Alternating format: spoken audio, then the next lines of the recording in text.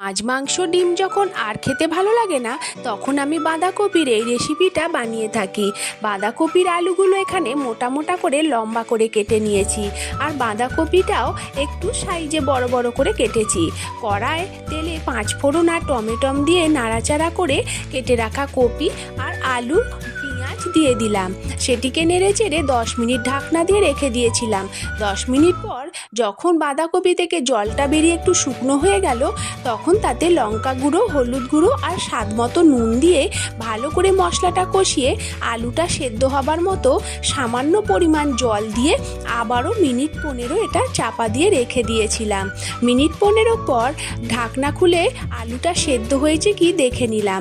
আলু যখন সেদ্ধ হয়ে গেছে, তখন এই রসটাকে ভালো করে কড়ায় শুকনো শুকনো করে নিয়ে রেডি হয়ে গেল আমার বাঁধাকপির ঝাল। আপনাদের যদি এই রান্নাটা ভালো লেগে থাকে, অবশ্যই একটা লাইক করবেন।